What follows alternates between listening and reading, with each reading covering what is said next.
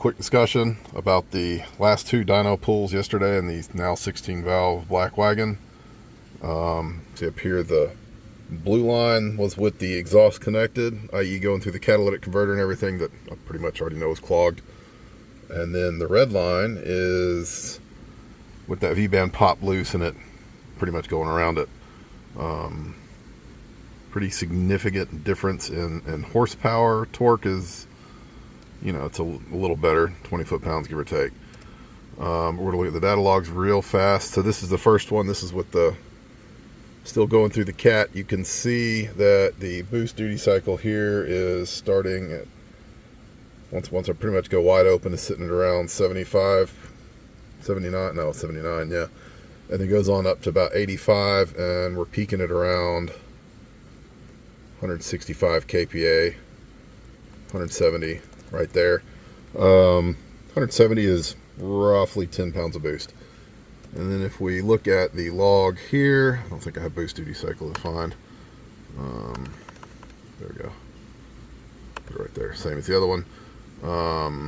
You see here where I whack throttles the green wire or green line. We're sitting about 75, and it goes up to about 79, 80. I basically what I did was I took five out of the wide open throttle map on the boost control to hopefully keep it under the limit of what I've defined, which I think was right at 15 pounds. I'll probably need to turn it down, because if you look down at the bottom line, you can see that my injector duty cycle is, our pulse width is higher than it really needs to be. So we're about out of injector here.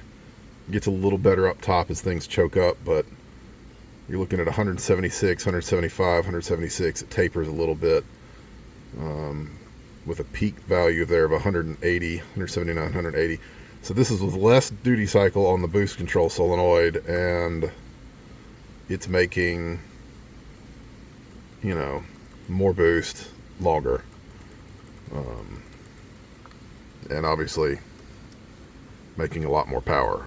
You know, the extra 1 pound of boost is not making that big of a difference, because if you look at the other blue line, the 197 horsepower line, that's roughly 7 pounds of boost, and it's making, you know, right at 200 horsepower. If you go up to 10, that's a 3 pound jump. It only went up, you know, I mean, it went up a decent 30 horsepower, but nothing quite like it did, you know, when it crept on up to around 11 or so.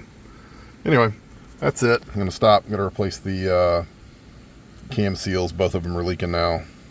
It's just a fact or function of the car sitting for a long time, or the engine sitting for a long time, not being run. Brand new engine. So we're, you know, breaking it in right here.